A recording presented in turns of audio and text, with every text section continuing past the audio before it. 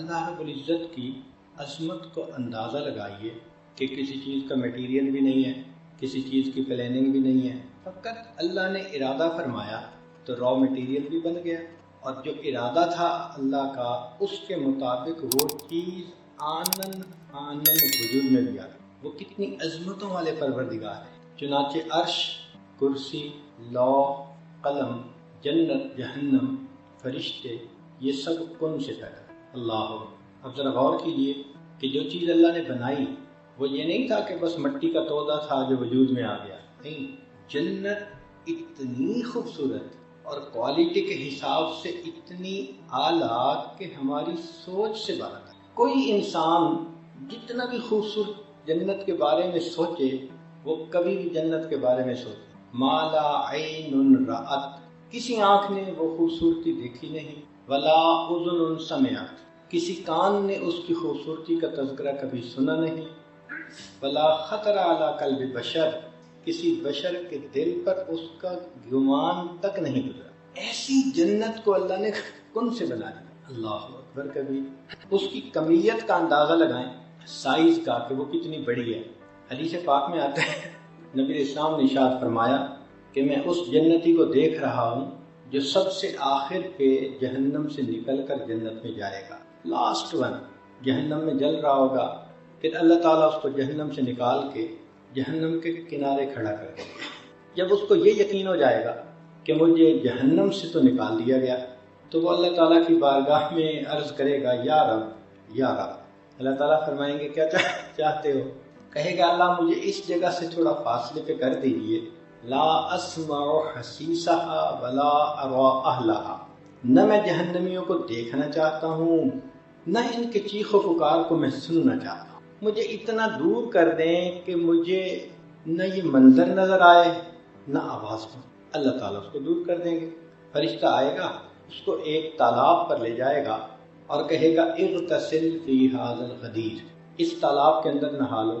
وہ ایسا پانی ہوگا کہ جب اس میں وہ نہلائے گا تو اس کے جتنے زخم ہوں گے وہ ختم، جو سیاہی ہوگی جل جل کے وہ بھی ختم، اور انتہائی خوبصورت جسم والا وہ انسان بن جائے۔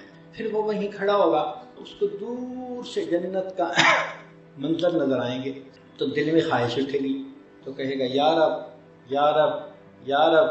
اللہ تعالیٰ تو دلوں کے بھید جاننے والے ہیں۔ وہ فرشتے کو فرمائیں گے بھائی جاؤ پوچھو کیا کہتے ہیں۔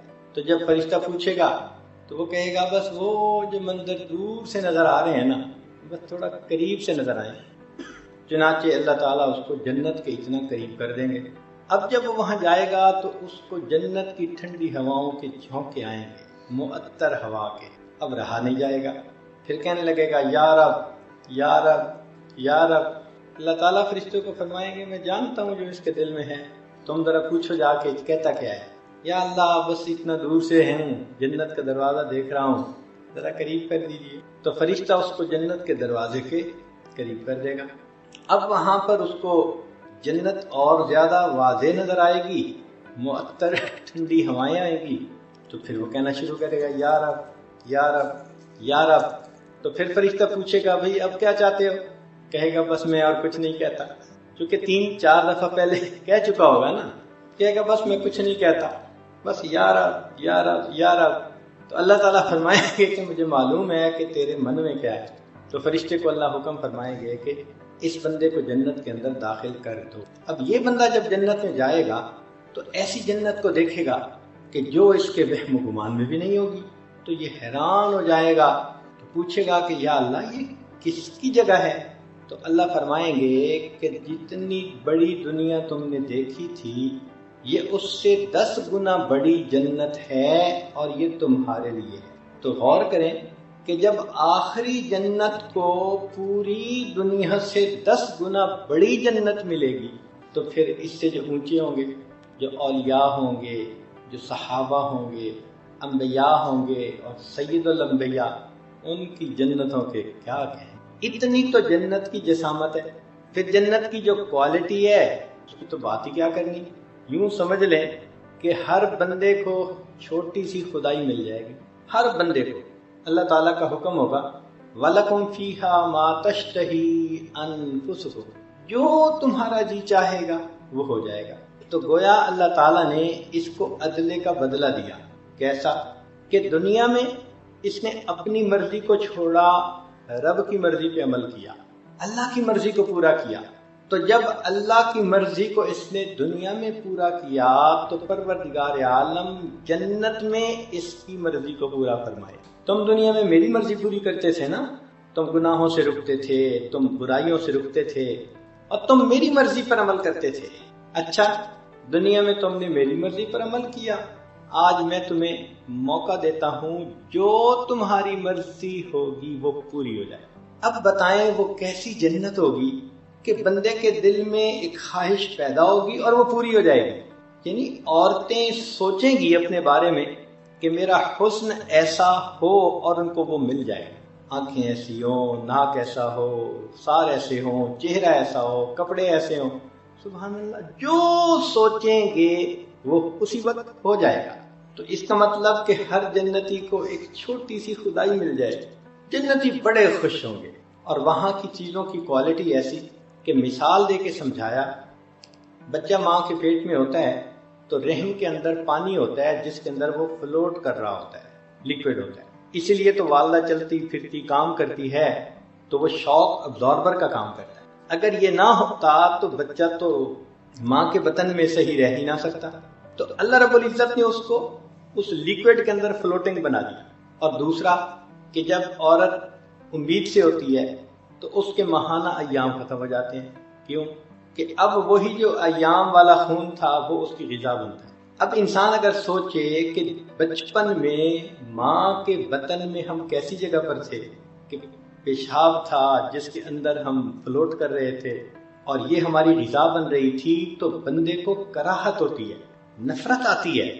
تو علماء نے لکھا جس طرح ماں کے پیٹ میں بچے کی غذا کے بارے میں سوچ کر نفرت آتی ہے، جنتی جب جنت میں دنیا کی غذاؤں کے بارے میں سوچے گا اس کو ایسے نفرت آیا کرے۔ اب آج یہ مرغ ہے، یہ بریانیاں ہیں، یہ میکڈونلڈ کے کھانے ہیں، یہ سوپ ہے، یہ فلاں ہے، یہ چائنیز ڈشیں ہیں، ہم کتنا انجوائے کرتے ہیں۔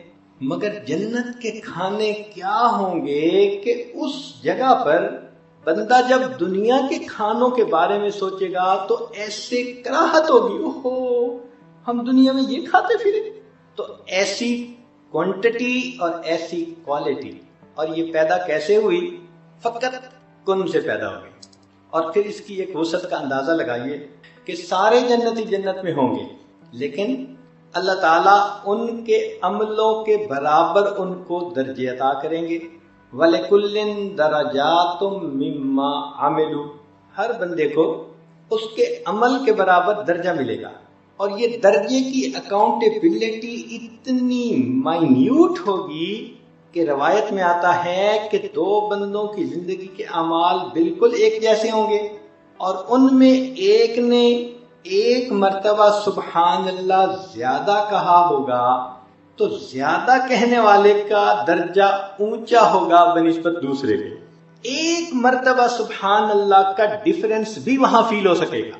اس لیے حدیث پاک میں ہے کہ لن يتحسر اہل الجنہ، اہل جنت کو کسی بات پہ حسرت نہیں ہوگی سوائے دنیا میں گزرے ہوئے ان لمحات کے جو انہوں نے اللہ کی یاد کے بغیر گزارے، کہ کاش اس میں بھی ہم اگر اللہ کو یاد کر لیتے تو آج ہمارے درجے کتنے بڑے ہوتے۔ آج ہم سبحان اللہ کو معمولی سا عمل سمجھتے ہیں اور چاہیں تو ایک دن میں ہزاروں مرتبہ سبحان اللہ پڑھ سکتے ہیں، مگر نہیں پڑھتے، وقت ضائع ہوتا ہے۔ ایک دفعہ سبحان اللہ کا فرق بھی جنتی کے درجے کو نیچے سے اوپر کر دے گا۔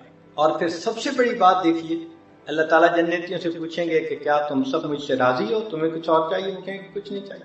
تو جب وہ کہیں گے کچھ نہیں چاہیے تو پھر اللہ تعالیٰ بالآخر فرمائیں گے اچھا میں تم سے راضی، آج کے بعد میں تم سے کبھی بھی ناراض نہیں ہوں گا۔ یہ خوشخبری سن کر جنتیوں کو جتنی خوشی ہوگی وہ جنت کی چیزوں کی لذتوں سے بھی زیادہ ہوگی کہ ہمارا رب ہم سے راضی، اب وہ کبھی ناراض نہیں۔ یہ جنت جو اتنی تفاصیل اپنے اندر رکھتی ہے، یہ کیسے پیدا ہوئی؟ کن سے پیدا۔ اللہ تیری عظمتوں پہ قربان جائیں، تیری خالقیت کے اوپر قربان جائیں کہ کون سے آپ نے ایسی چیز بنا دی۔ ایک دوسرا طریقہ مخلوق کو بنانے کا وہ ہے تدریجاً بنانا۔ کیسے؟ آپ نے بیج ڈال دیا زمین میں تو وہ اگنا شروع ہوا، پھر پہلے پودا بنا، پھر پتے لگے، پھول لگے، پھر پھل لگے، پھر درخت بنتے اس کو 20-30 سال گزر جاتے۔ وہ 20-30 سال کے بعد بھرپور درخت نظر آتا ہے۔ درختوں کی عمریں تو بہت ہوتی ہیں، چنانچہ سائیکیڈ ایک درخت ہے، وہ 1000 سال کے اندر 1 میٹر اونچا ہوتا ہے۔ 1000 سال کے اندر 1 میٹر اونچا ہوتا ہے، اور دنیا میں ایسے درخت ہیں جو 10-10 میٹر جو ہے وہ اونچے ہیں، سائیکیڈ کے درخت ہیں، صدیوں پرانے درخت۔ تو ان کو اللہ تعالیٰ نے تدریجاً پیدا کیا۔ اسی طرح انسان کی مثال کہ جب ماں کو امید لگتی ہے تو بچے کے پیدا ہونے میں 10 مہینے کا وقفہ ہوتا ہے۔ اس دوران اللہ تعالیٰ بچے کا جسم بنا دیتے ہیں اور پھر اس کی ولادت ہوتی ہے، مگر ولادت ہونے کے ساتھ ہی وہ کوئی کھانا نہیں کھانے لگ جاتا، دوڑنے نہیں لگ جاتا، وہ بچہ ہی ہوتا ہے۔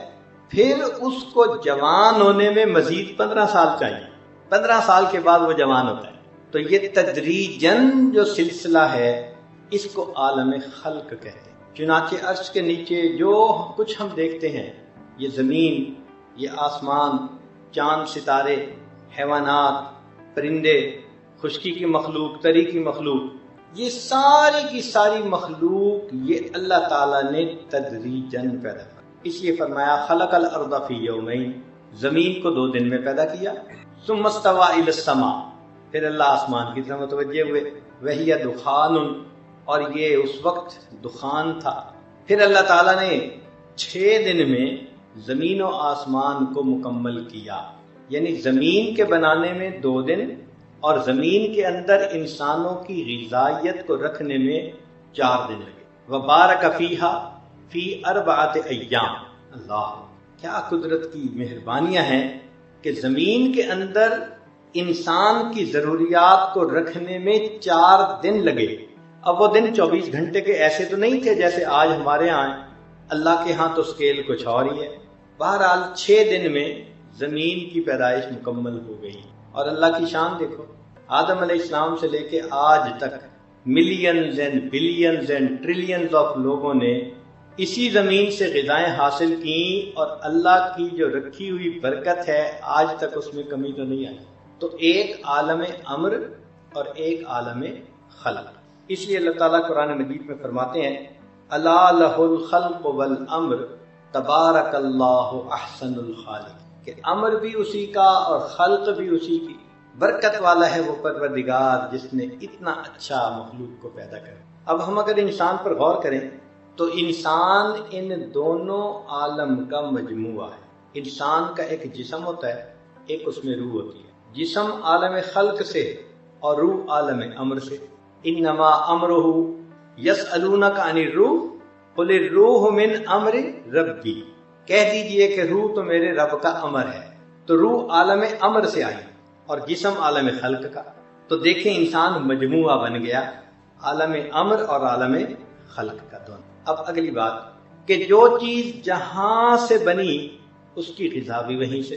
مثلا جسم اس کائنات سے بنا، عالم خلق سے، سمجھے مٹی سے بنا، اس کی ساری ضروریات مٹی سے پوری ہوتی، پانی مٹی سے نکلتا ہے، روٹی کی فصل زمین سے، چاول کی فصل زمین سے، لباس کے لیے کاٹن کی فصل زمین سے، گھر بنانے کے لیے جو میٹیریل استعمال ہوتا ہے ماربل سمیت وہ سب کا سب زمین سے، جو انسان پھل کھاتا ہے، سبزیاں کھاتا ہے، سب زمین سے، سونا چاندی، انسان کی ضرورت کی ہر چیز زمین سے نکلتی ہے، یہ بدن کی ضرورت ہے۔ تو اللہ تعالیٰ نے جہاں سے جسم کو بنایا اس کی ضروریات کو بھی اللہ تعالیٰ نے وہیں رکھ دیا۔ اور روح کس سے بنا؟ عالم امر سے۔ تو روح کی غذا وہ بھی عالم امر سے آتی ہے، عرش کے اوپر سے، اور وہ کیا چیز ہے؟ وہ نور ہے۔ بدن کو کھانے پینے کی ضرورت ہوتی ہے، روح کو اللہ تعالیٰ کی طرف سے آنے والے انوار و برکات کی ضرورت ہوتی ہے۔ یہ جسم کی غذا، وہ روح کی غذا۔ آج کے دور کی ایک بڑی غلط فہمی یہ ہے کہ ہم 24 گھنٹے جسم کی غذا کمانے اور کھانے میں مصروف رہتے ہیں، اور روح کی غذا کی طرف سے ہم کوتاہی کرتے ہیں، اگنور کرتے ہیں۔ آپ اگر گھر کے اندر ایک پودا لگائیں اور پانی دینا بھول جائیں تو کچھ دنوں کے بعد کیا ہوگا؟ مر جائے گا وہ پودا کمزور ہو کے۔ جس طرح پانی نہ ملنے سے پودا کمزور ہوتے ہوتے بالآخر مر جاتا ہے، روح کو اگر انسان غذا نہ دے تو روح بھی کمزور ہوتے ہوتے بالآخر مردہ ہو۔ اس لیے انسان دیکھنے میں چل پھر رہا ہوتا ہے مگر دل مردہ ہوتا ہے۔ غذا جو نہیں دی، کبھی دھیان ہی نہیں دیا کہ غذا کیسی۔ جب انسان کی روح کمزور ہو جاتی ہے تو اس کے اوپر نفسانیت غالب آ جاتی ہے۔ نفسانیت غالب آنے کا نتیجہ کیا ہوتا ہے کہ اعمال کرنے دشوار ہو جاتے ہیں۔ بندے کو بخار ہو جائے اور آپ اس کو کہیں کہ جناب یہ ذرا 20 کلو کا وزن سر پہ اٹھا کے فلاں جگہ پہنچاؤ، کہے گا بھائی مجھ سے تو نہیں پہنچائے جاتے، میں تو اٹھ کے بیٹھ نہیں سکتا۔ جس طرح جسمانی بیمار انسان بوجھ نہیں اٹھا سکتا، کام نہیں کر سکتا، اسی طرح جو روحانی بیمار ہو سکتا ہے وہ نیک اعمال نہیں کر سکتا۔ اور اس کی دلیل قرآن عظیم الشان میں سے اللہ تعالیٰ فرماتے ہیں نماز کے بارے میں وَإِنَّهَا لَكَبِيرَةٌ إِلَّا عَلَى الْخَاشِعِينَ، کہ سوائے خاشعین کے یہ نماز بھاری ہوتی ہے، بوجھ ہوتا ہے اس کا پڑھنا۔ کتنے لوگ ہیں جو صبح وقت کہتے ہیں جی فجر میں اٹھنا بڑا مشکل ہے، کس قدر تجھ پہ گراں صبح کی بیداری ہے، ہم سے کب پیار ہے، ہاں نیند تمہیں پیاری ہے۔ ایسے بندے کے لیے نگاہ کا پرہیز مشکل، سچ بولنا مشکل، نمازیں پڑھنا مشکل، تلاوت کرنا مشکل، ہر اچھا کام کرنا اس کے لیے مشکل ہوتا ہے۔ یہ اس بات کی دلیل کہ یہ انسان روحانی طور پر بیمار ہے۔ اور ایسے لوگ پھر دین سے بیزار ہوتے ہیں، لکھے پڑھے ہوں گے، بڑا مطالعہ ہوگا مگر دین سے بیزار۔ دین ان کو پابندیاں نظر آتی ہیں اور دین ان کو سخت نظر آتا ہے اور مشکل نظر آتا ہے۔ کس وجہ سے؟ روح جو بیمار ہے۔ چنانچہ آپ غور کریں کہ آج کے دور میں ہم بیٹے کی شادی کسی لڑکی کے ساتھ کرتے ہیں تو ان کے جسم میچور ہوتے ہیں۔ خاوند کی عمر 22 سال اور بیوی کی عمر 20 سال، تو جسم تو میچور ہو گئے کیونکہ 20 سال ان کو کھانا ملتا رہا، غذا ملتی رہی، نورشمنٹ ملتی رہی، تو جسم پروان چڑھا۔ اور ان کی روح، اس کو تو غذا نہیں ملی ہوتی، تو روح کی ڈیولپمنٹ نہیں ہوتی، تو روح کی مثال 3 سال کے بچے کی۔ اسی لیے شادی ہوتے ہی آپس میں جھگڑے شروع ہو جاتے ہیں۔ ان جھگڑوں کی بنیاد کیا ہوتی ہے؟ نہ ادھر روح پوری طرح جوان ہے نہ ادھر روح پوری طرح جوان۔ اچھا ایک مثال سن لیں، آپ ایک کمرے میں 3 سال کی عمر کے 2 بچوں کو ذرا تھوڑی دیر الگ کر دیں، 10 منٹ کے اندر ان کی لڑائی ہو جائے گی۔ 10 منٹ کے بعد چیخو پکار شروع ہو جائے گی۔ کیوں؟ وہ جی بچے تھے، انہوں نے تو لڑنا ہی تھا۔ تو ان جوان العمر میاں بیوی کی مثال بھی اصل میں وہ 3 سال کے بچوں کی ہے۔ شادی ہونے کے بعد چیخو پکار، لڑکی والوں کو دیکھو تو ادھر چیخو پکار ہے، شکوے ہی شکوے، لڑکے والوں کو دیکھو تو ادھر چیخو پکار ہے۔ تو ہم نے اپنی روح کو غذا نہیں پہنچائی ہوتی۔ آج ہم 10 گھنٹے کاروبار میں دیتے ہیں تو اس کا مطلب ہے جسم کی غذا کے لیے فکر مند ہے۔ ہم اپنی روح کی غذا کے لیے کتنا وقت نکالتے ہیں؟ آپ غور کریں، ہمیں دن میں کبھی یہ خیال آتا ہے کہ نہیں ہمیں روح کو بھی کچھ غذا دینی ہے؟ شاید ہم اس کو ضرورت ہی نہیں سمجھتے۔ تو جب ضرورت ہی نہیں سمجھتے تو روح پرورش کیسے پائے گی، کیسے مضبوط ہوگی، کیسے توانا ہوگی؟ چنانچہ روح کی غذا کے لیے ہمارے مشائخ نے کچھ اعمال بتائے ہیں۔ وہ چاہتے ہیں کہ اگر آپ ان چیزوں کو استعمال کریں گے تو آپ کی روح کو غذا ملے گی۔ سب سے پہلے درود شریف پڑھنا۔ یہ روح کی غذا کیسے؟ وہ ایسے کہ حدیث پاک میں آتا ہے کہ جو شخص ایک مرتبہ نبی علیہ السلام پر درود بھیجتا ہے اللہ تعالیٰ اس بندے پر 10 رحمتیں نازل فرماتے ہیں۔ تو رحمتوں کا نزول ہوا نا، تو یہ رحمتیں کس کی غذا بنیں گی؟ روح کی غذا بنیں گی۔ اور ہماری تو کوتاہی یہاں کہ 100 مرتبہ بھی درود شریف روز نہیں پڑھ پاتے۔ ایک صحابی نے سوال کیا اللہ کے نبی صلی اللہ علیہ وسلم میں کتنا درود شریف پڑھوں؟ فرمایا جتنا پڑھ سکتے ہو۔ اللہ کے نبی صلی اللہ علیہ وسلم میں 1/4 پڑھوں گا، زیادہ پڑھو گے تو تمہارا اور فائدہ ہوگا۔ اچھا اللہ کے نبی صلی اللہ علیہ وسلم میں اپنا آدھا وقت درود شریف پڑھوں گا۔ نبی علیہ السلام نے فرمایا زیادہ پڑھو گے تو تمہیں زیادہ فائدہ ہوگا۔ اللہ کے نبی صلی اللہ علیہ وسلم میں 3/4 درود شریف ہی پڑھوں گا ٹائم، فرمایا زیادہ پڑھو گے تو زیادہ فائدہ۔ حدیث پاک میں ہے کہ اس صحابی نے کہا اے اللہ کے نبی صلی اللہ علیہ وسلم میں پورا وقت ہی درود شریف پڑھتا رہوں گا۔ نبی السلام نے فرمایا اچھا اگر تم ایسا کرو گے اللہ تمہارے گناہوں کو معاف کر دیں گے، تمہارے کاموں کو سنوار دیں گے۔ اگر تم ہر وقت درود شریف پڑھتے رہو تو اللہ تمہارے گناہوں کو مٹا دیں گے اور تمہارے کاموں کو اللہ سنوار دیں گے۔ حضرت علی رضی اللہ عنہ فرمایا کرتے تھے کہ اگر اللہ تعالیٰ نے اور اس کے رسول صلی اللہ علیہ وسلم نے تسبیح، تحمید، تکبیر، تحلیل ان کی فضیلتیں نہ بتائی ہوئی ہوتی تو میں سارا وقت نبی علیہ السلام پر درود شریف پڑھتا رہتا، کیونکہ ان کی بھی فضیلتیں بتائی گئی ہیں۔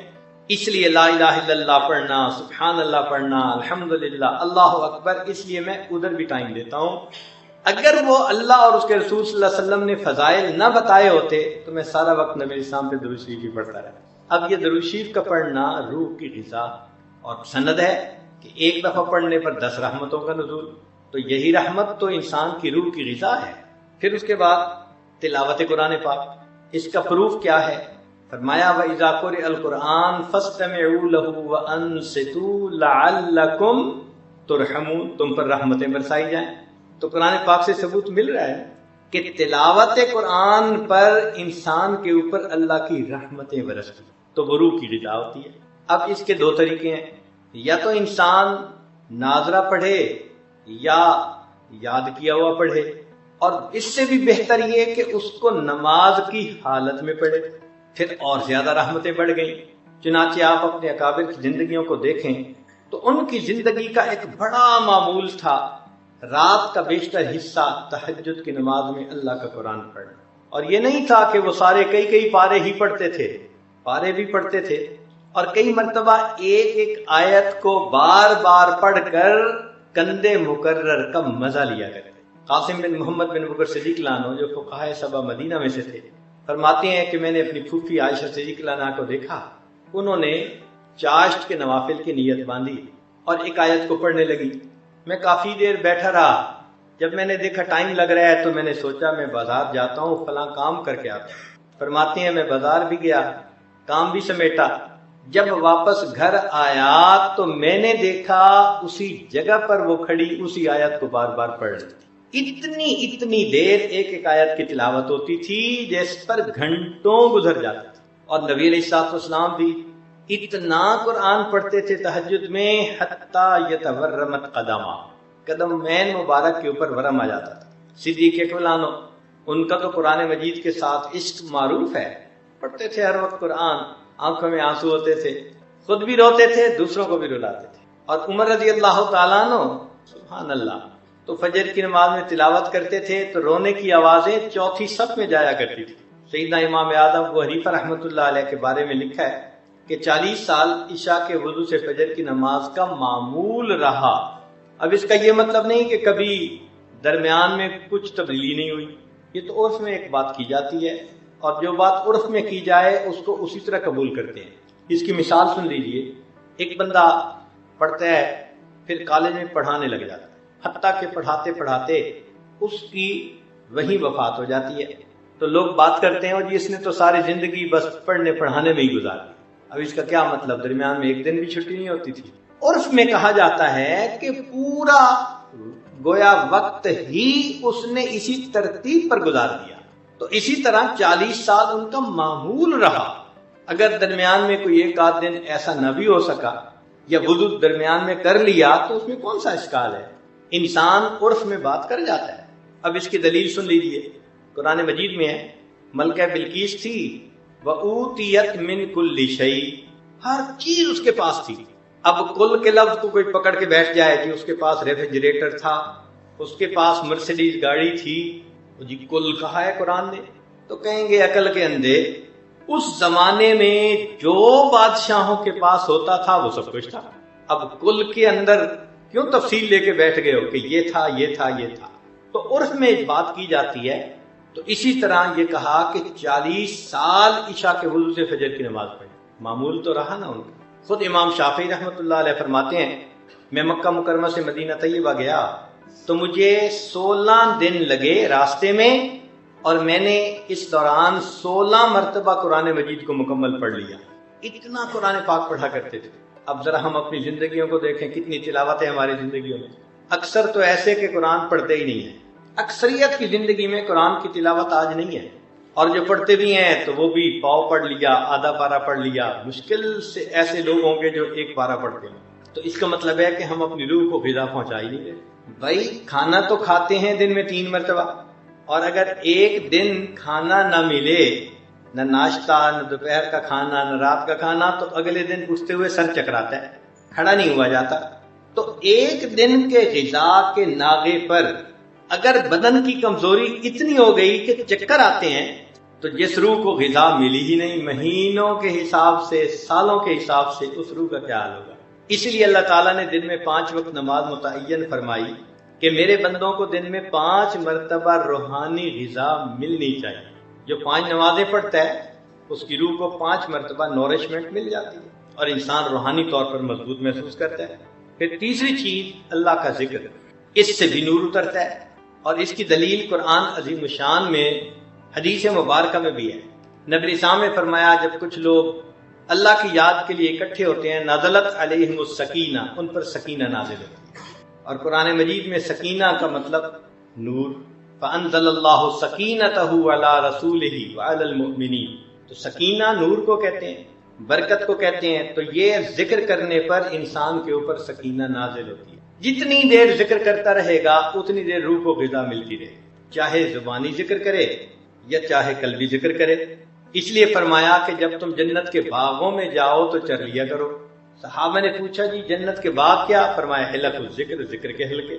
تو معلوم ہوا کہ یہ جو ذکر کے حلقے ہیں ان پر اللہ کی طرف سے رحمتیں اترتی ہیں۔ اور حدیث پاک میں ہے کہ جب کچھ لوگ اکٹھے ہوتے ہیں من بلاد شتیٰ، مختلف شہروں سے، وقبائل شتیٰ، مختلف قبیلوں برادریوں کے، ایک جگہ اللہ کو یاد کرنے کے لیے اللہ ان کے اوپر اپنی رحمت نازل فرماتا ہے۔ تو ذکر سے بھی انسان کی روح کو غذا ملتی ہے۔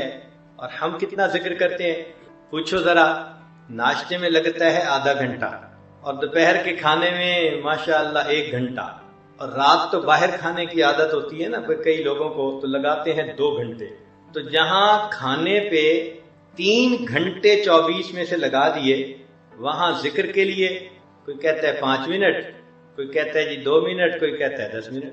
بھائی اگر کسی پرائمری بچے کو کہنا، پرائمری پڑھنے والے بچے کو کہ بچے تو نے 15 منٹ روزانہ پڑھنا ہے، وہ پرائمری امتحان میں پاس نہیں ہو سکتا، تو کیا 15 منٹ روزانہ مراقبہ کرنے والا ولایت کے امتحان میں پاس ہو جائے گا؟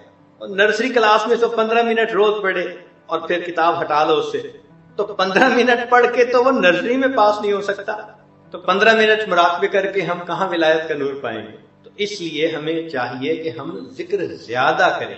ہمارے مشائخ نے اس کا آسان طریقہ یہ بتا دیا کہ بھئی دیکھو تم ہر وقت بیٹھے تو نہیں رہ سکتے سب کام چھوڑ کے، تو اس کا بہترین طریقہ دست بکار دل بیار، ہاتھ کام کاج میں مشغول، دل اللہ کی یاد میں مشغول، تو تمہیں گھنٹوں وہ رحمت، وہ نور اپنے دل میں جمع کرنے کا موقع مل جائے گا۔ یہ نغمہ فصل گلو لالا کا نہیں پابند، بہار ہو کے خزاں لا الہ الا اللہ۔ جو بھی ماحول ہو، جو بھی موسم ہو، جو بھی سیزن ہو، ہر حال میں لا الہ الا اللہ۔ اور اللہ تعالیٰ چاہتے ہیں کہ میرے بندے میری یاد میں زندگی گزارے۔ شاعر نے لکھا، غضب کیا تیری یاد نے مجھے آ ستایا نماز میں، یعنی کہنا وہ یہ چاہتے ہیں کہ اللہ تعالیٰ میں نے نماز کی نیت باندھی تو میرا دل آپ کی طرف متوجہ ہو گیا۔ غضب کیا تیری یاد نے مجھے آ ستایا نماز میں، میرے وہ بھی سجدے ادا ہوئے جو قضا ہوئے تھے نماز میں، جو قضا ہوئے تھے وہ سجدے بھی ادا ہو گئے، اس لیے کہ آپ کی محبت سے جو میں نے نماز پڑھی۔ تو ہمیں بھی چاہیے کہ ہم ذکر کی کثرت کریں، چونکہ ذکر سے ذات کی محبت پیدا ہوتی ہے۔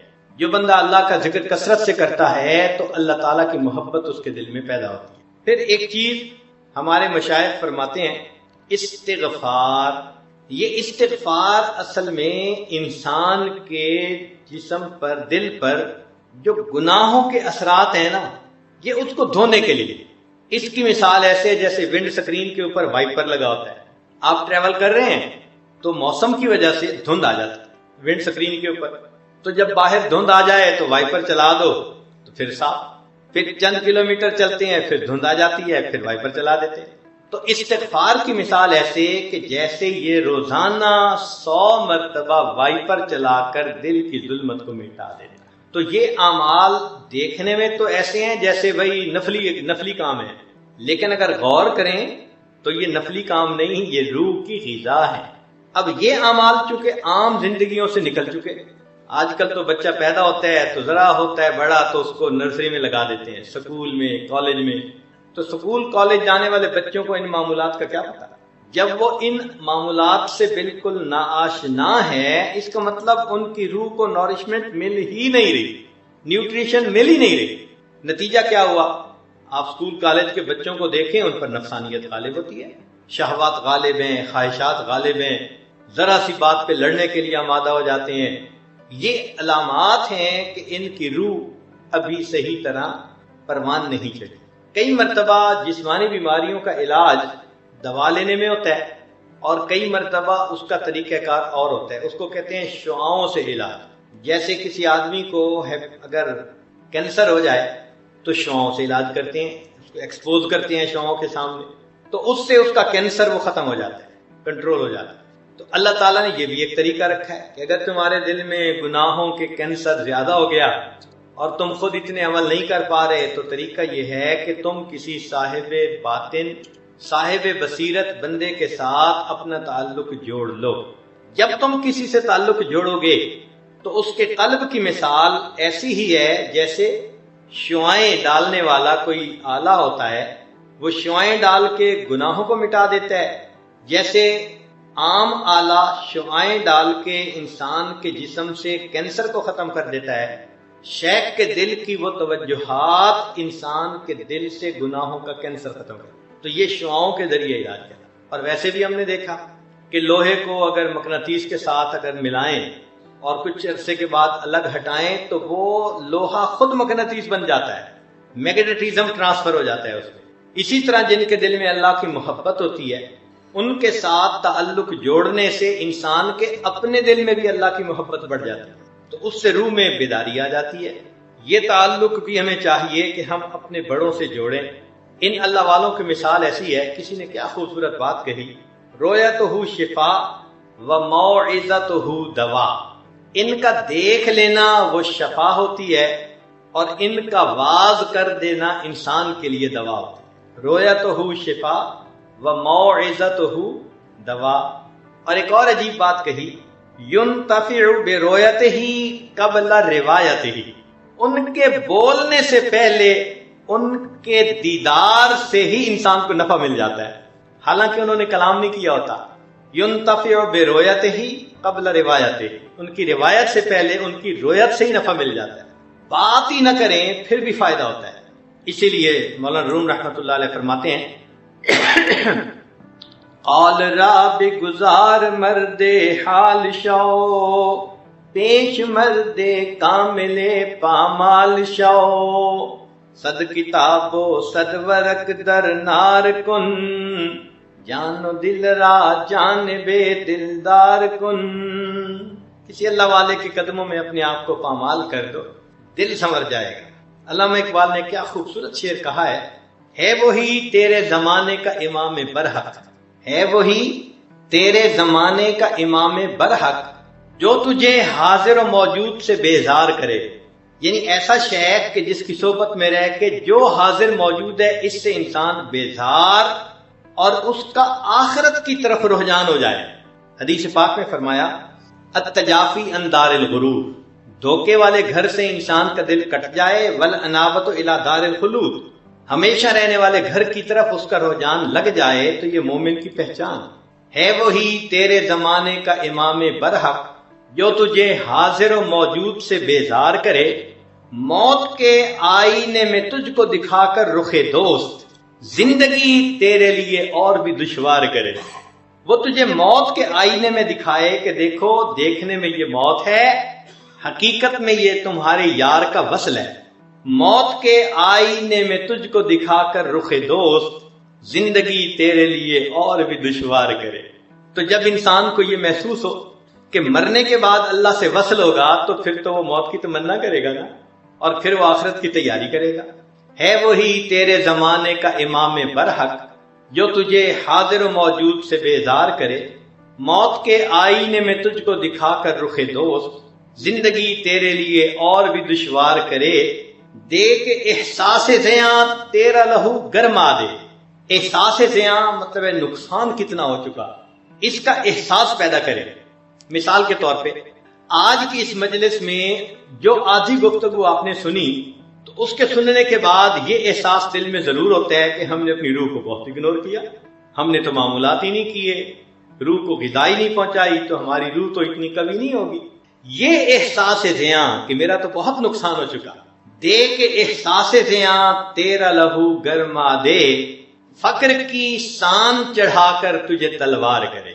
اللہ اکبر کبیر۔ تو ایسے حضرات سے تعلق جوڑنا پڑتا ہے، پھر انسان کے دلوں کی بیماریاں ختم ہوتی ہیں اور دلوں میں نور آتا ہے، اور روح انسان کی کبھی سے کبھی تر ہوتی چلی جاتی ہے۔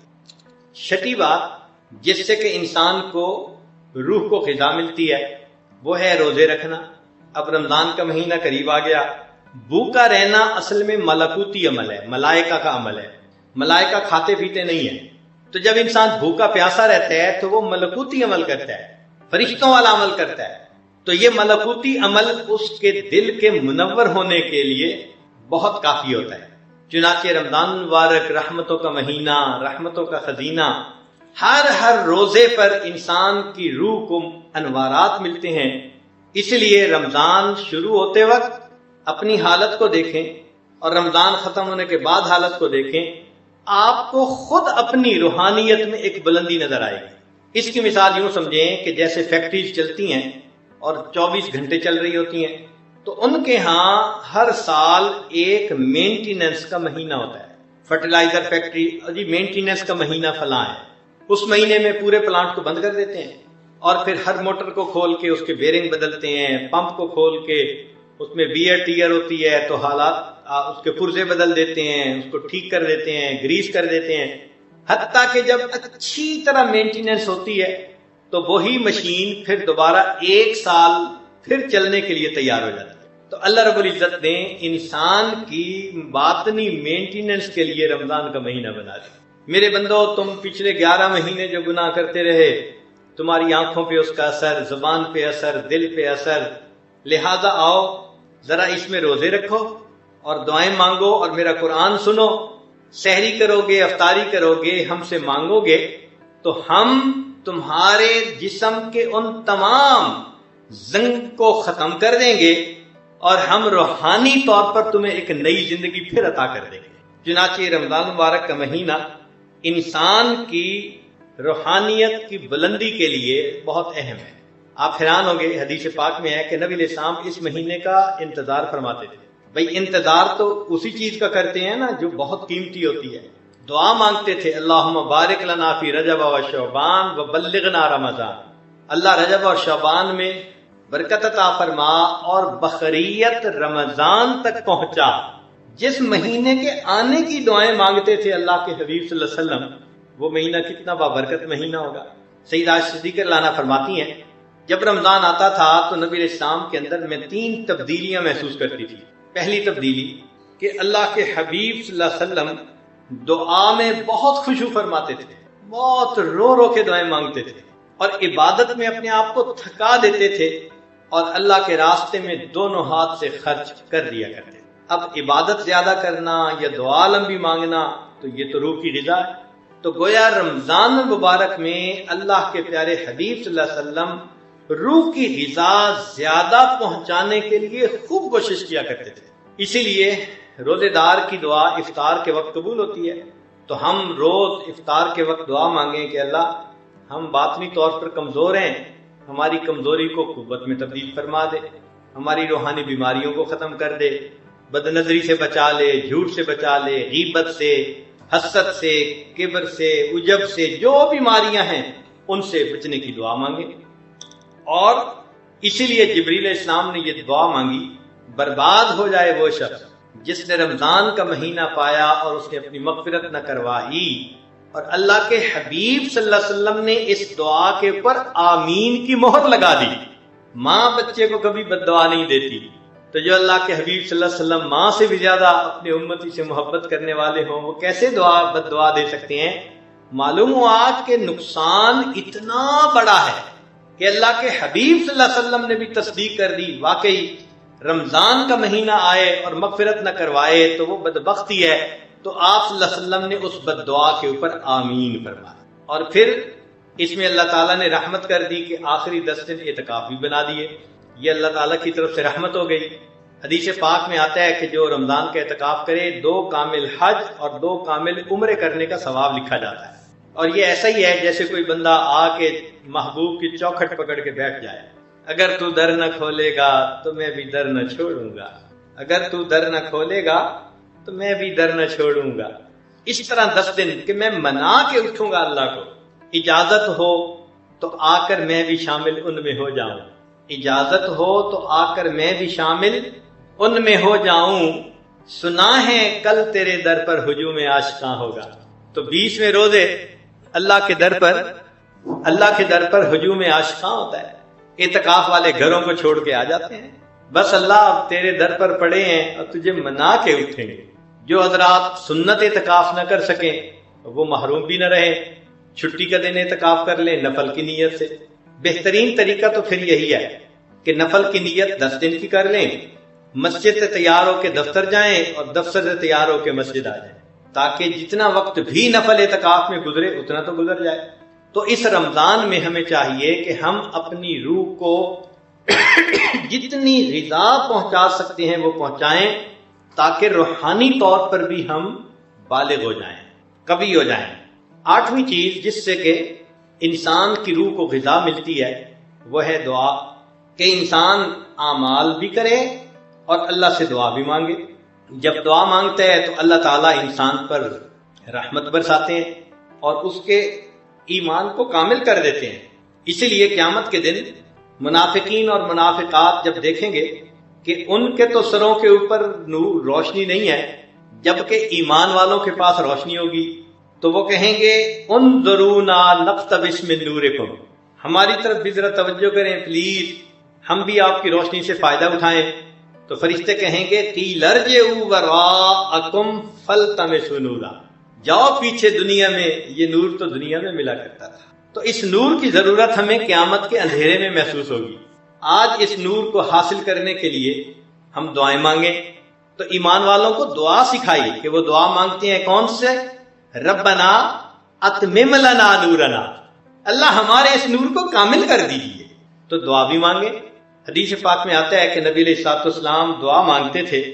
اب ذرا اس دعا کو سن لیجئے کہ آپ صلی اللہ علیہ وسلم کو اس روحانی غذا کی کتنی فکر تھی کہ آپ دعا مانگتے تھے. فجر کی سنتیں پڑھ کر جب مسجد میں جاتے تھے تو راستے میں یہ دعا مانگتے تھے، اللہم اجعل فی قلبی نورا وفی بصری نورا وفی سمعی نورا وعن یمینی نورا وعن شمالی نورا ومن خلفی نورا ومن امامی نورا وجعل لی نورا، اللہ مجھے ہی نور بنا دیجئے. وفی اسبی نورا وفی لحمی نورا وفی دمی نورا وفی شعری نورا وفی بشری نورا وفی لسانی نورا وجعل فی نفسی نورا، میرے نفس کے اندر اللہ نور پیدا کر دیجئے. وَعْزِمْ لِي نورا، اللہ میرے نور کو بڑھا کر دیجئے. وَجْعَلْنِي نورا وَمِن فَوْقِ نورا وَمِن تَحْتِ نورا.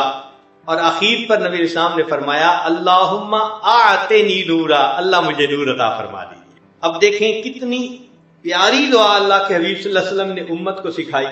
اور ہم میں سے کتنے ہیں جو روزانہ یہ دعا مانگتے ہیں؟ اگر روزانہ مانگتے ہی رہتے تو ہو سکتا ہے کہ اللہ کی رحمت متوجہ ہو جاتی، مگر ہم تو اس ایسپیکٹ سے کوئی محنت ہی نہیں کر پا رہے کہ ہماری روح بھی جو ہے غذا پائے. اور اسی لیے آج تمام دنیا کے فسادات اسی لیے ہیں کہ جسم میچور ہو چکے اور روح اممیچور ہوتی ہے. تو روح کی غذا کے لیے بھی ہمیں کوشش کرنی چاہیے. بلکہ یہ صرف رمضان کا مہینہ ہی نہیں روزے میں گزارنا، یہ تو مشق ہے 1 مہینے کی. حقیقت میں تو پوری زندگی ہی روزے کی طرح گزارنی ہے. ہمارے بزرگوں نے ایک فکرے میں بات سمجھا دی، فرمایا الدنیا یوم ولنا فیہا صوم، دنیا 1 دن کی ہے اور ہم نے اس 1 دن میں روزہ رکھا ہوا. تو جیسے رمضان میں انسان کئی گناہوں کو چھوڑ دیتا ہے، فرماتے ہیں تھوڑی سی تو زندگی ہے، پوری زندگی میں ہی گناہوں کو چھوڑ دو۔ تو ہم دعا بھی مانگیں تاکہ اللہ تعالی ہمارے دلوں کو بیدار فرما دیں، روح کو تازہ کر دیں اور رب کریم ہماری ان دعاؤں کو قبول فرما لیں۔ آج عبادت کر لیں گے، محنت کر لیں گے، اس کا نتیجہ کل قیامت کے دن اپنی آنکھوں سے دیکھیں گے۔ اور اگر غفلت برتیں گے تو پھر جیسے ہی اس دنیا سے آنکھیں بند ہوگی، انسان کو اس وقت اپنے نقصان کا احساس ہوگا کہ میں کتنا بڑا نقصان کر بیٹھا، اس دنیا کے اندر میں نے تیاری کوئی نہ کی۔ اس کی مثال یوں سمجھیں کہ ماں کا پیٹ بچے کے آرگن ڈیولپ ہونے کی جگہ ہے۔ اگر کوئی آرگن ادھر ڈیولپ نہ ہو تو باہر آ کے ڈیولپ نہیں ہو سکتا۔ مثلا ایک بچہ ماں کے پیٹ سے اندھا پیدا ہوتا ہے، اب دنیا کا کوئی ڈاکٹر اس کو بینائی نہیں لا کے دے سکتا، یا کسی کی 5 انگلیاں نہ بنی تو دنیا میں آ کے انگلیاں بن نہیں سکتی کہ جی ماں کا پیٹ اعضاء بننے کی جگہ تھی، وہاں نہیں بنا تو یہاں کیسے؟ اسی طرح یہ زمین و آسمان کا پیٹ ہماری روح کے سنورنے کی جگہ ہے، روحانی طور پر پرویش پانے کی جگہ ہے۔ اگر ہم یہاں رہتے ہوئے اپنے اندر اس نور کو پیدا نہیں کریں گے تو پھر مرنے کے بعد یہ نور ہمارے اندر کبھی پیدا نہیں ہو سکتا۔ پھر ہم حسرت کریں گے کہ کاش ہم نے اپنی روح کے لیے بھی کچھ کیا ہوتا۔ وہاں جا کے اس کی قدر و قیمت سمجھ میں آئے گی۔ اللہ اکبر کبیرہ۔ آپ حیران ہوں گے، تفسیر روح البیان میں مفسر نے لکھا ہے کہ 10 جانور جنت میں جائیں گے، 10 جانور جنت میں جائیں گے۔ ان میں ایک بقرہ موسیٰ علیہ السلام والی گائے جس کو ذبح کرنے کا حکم دیا گیا، انتذبحوا بقرہ، تو اس کو اللہ تعالیٰ جنت عطا کریں گے۔ دوسرا یونس علیہ السلام کی حوت، وہ مچھلی جس نے یونس علیہ السلام کو اپنے پیٹ میں لے لیا تھا، اس کو بھی اللہ جنت عطا فرمائیں گے۔ الکبش اسماعیل علیہ السلام کی جگہ جو مینڈا ذبح ہوا اس کو بھی جنت ملے گی۔ اجل ابراہیم، جب فرشتے آئے تھے اور ابراہیم علیہ السلام نے ایک بچڑے کو ذبح کیا، اجل سمین، تو وہ بھی جنت میں جائے گا۔ پھر نمل سلیمان علیہ السلام کے سامنے جس چیونٹی نے گفتگو کی تھی، یا ایتھا النمل ادخلوا مساکنکم، وہ چیونٹی بھی جنت میں جائے گی۔ ہدہد بلقیس، وہ ہدہد پرندہ جو بلقیس کے پاس موسیٰ حضرت سلیمان علیہ السلام کا مکتوب لے کر گیا تو اس کو بھی اللہ تعالیٰ جنت عطا فرمائیں گے۔ پھر ناقہ صالح علیہ السلام، حضرت صالح علیہ السلام کو ایک اونٹنی ملی تھی جو اتنا دودھ دیتی تھی کہ پوری قوم سیراب ہو جاتی تھی، اور اسی میں اس قوم کی آزمائش تھی۔ پھر نبی علیہ السلام کی ناقہ، جو نبی علیہ السلام کی اونٹنی جس پر آپ صلی اللہ علیہ وسلم سوار ہوئے اور وہ ابو ایوب انصاری رضی اللہ عنہ کے دروازے پر آ کر بیٹھ گئی، وہ بھی جنت میں جائے گی۔ اور حمار عزیر علیہ السلام کا گدھا، قرآن میں جس کا تذکرہ بھی ہے، اور کلب اصحاب کہف کا کتا، وہ بھی جنت میں جائے گا۔ اس کے بارے میں لکھا ہے علماء نے کہ جب اصحاب کہف جا رہے تھے تو جب یہ شروع میں ساتھ لگا تو انہوں نے اس کو بھگانے کی کوشش کی، مگر یہ ساتھ ساتھ رہا۔ تو شاعر نے کہا، نہ میں بھوکاں تے نہ میں ٹوکاں تے نہ میں شور مچاواں، نیکاں دے لڑ لگیاں شالا میں بھی جنت جاواں۔ اس کتے کو بھی جنت ملے گی۔ اب جب مفسرین نے تفسیر میں یہ بات لکھ دی تو غور کرنے کی بات ہے کہ قیامت کے دن گائے جب دیکھے گی کہ میں تو جا رہی ہوں جنت، اور یہ حضرت انسان جو میرا مالک تھا یہ جا رہا ہے جہنم میں، تو گائے تو کہے گی نا، میں نے ہی تو دودھ دے کے تمہیں پالا تھا، اور تمہارے گوشت کی خاطر میں نے تو ذبح ہونے میں بھی انکار نہ کیا، میں تو اپنے مقصد میں کامیاب ہو گئی ایک جانور ہو کر، تو کیسا میرا مالک تھا کہ تو اپنے مالک کو راضی نہ کر سکا۔ مچھلی کہے گی کہ دیکھو میں تو زندہ بھی حاضر تھی، مردہ بھی حاضر تھی، مچھلی کو حلال کرنے کی ضرورت نہیں ہوتی، وہ حلال ہی ہوتی ہے، تو دیکھو میں نے تو اپنے مالک کو راضی کر لیا، مجھے اپنے دسترخوان پہ کباب بنا کر رکھنے والے، چبا چبا کے کھانے والے، کتنی حسرت کی بات کہ تو اپنے مالک کو راضی نہ کر سکا۔ مینڈا بھی کہے گا، میرے گلے پہ چھری پھرتی تھی اور میں کوئی رکاوٹ نہیں کرتا تھا، آج میں جنت جا رہا ہوں تو انسان ہو کے جہنم گیا، مینڈا بھی کہے گا، بچڑا بھی کہے گا، حتیٰ کہ چیونٹی بھی کہے گی کہ دیکھو میرے جسامت اتنی تھی کہ تم اپنے پاؤں کے نیچے مسل دیتے تھے، تمہیں پتہ بھی نہیں چلتا تھا، اور تمہاری میرے اوپر نظر بھی نہیں پڑتی تھی۔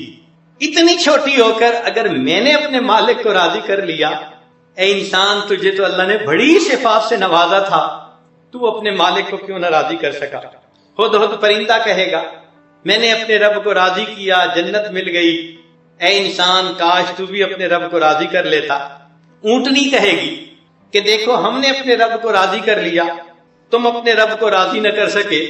اور عجیب بات تو یہ کہ گدھا بھی اس دن انسان کو دیکھ کر کہے گا اے انسان تو مجھے نفرت کی نظر سے دیکھتا تھا، تو مجھے گدھا کہتا تھا، میرا نام دنیا میں گالی بن گیا تھا، جس سے ناپسندگی کا اظہار کرنا چاہتا تو اسے گدھا کہا کرتا تھا، تو جتنا بوجھ ڈالتا تھا میں نے کبھی انکار نہ کیا، میں نے گدھے ہو کے رب کو راضی کر لیا، تو نے انسان ہو کے رب کو راضی نہ کیا، تو گدھی سے بھی گیا گزرا بنا، اور پھر کتا بھی تو ہوگا۔